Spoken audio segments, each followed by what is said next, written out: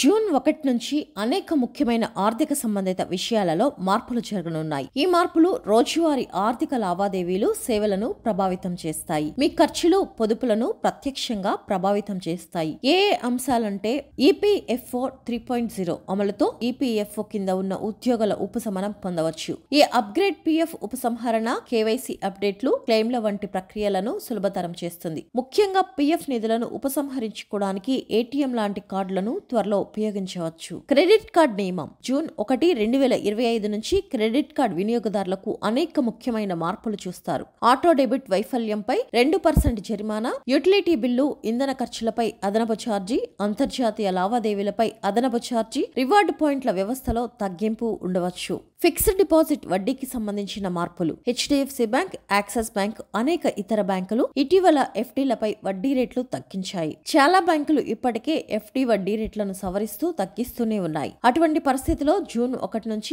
Bank అందించే ఎఫ్డీపై వడ్డీ రేట్లో మార్పును మీరు చూస్తారు. గ్యాస్ సిలిండర్ ధరలు ప్రతి నెల 1వ తేదీన ఎల్పీజీ సిలిండర్ ధరలో ముఖ్యమైన మార్పులు ఉంటాయి. ఈసారి కూడా జూన్ 1, 2025న గ్యాస్ సిలిండర్ల ధర తక్కువగా లేదా ఎక్కువగా ఉండవచ్చు. ఎల్పీజీ గ్యాస్ సిలిండర్ల ధరలో మార్పు సామాన్యుడి జేబుపై ప్రత్యక్ష ప్రభావాన్ని చూపనుంది. ఏటీఎం రూల్స్ ఏటీఎం లావాదేవీలో ఛార్జీలలో మార్పులు జరగవచ్చు. జూన్ 1 నుండి కొత్త నియమాలు ప్రస్తుత ఉచిత పరిమితి లావాదేవీలకు మించి ఉపసంహరణ రుసుములను పెంచవచ్చు. ఇది తరచుగా ఏటీఎం వినియోగదారులపై ప్రభావం చూపుతుంది.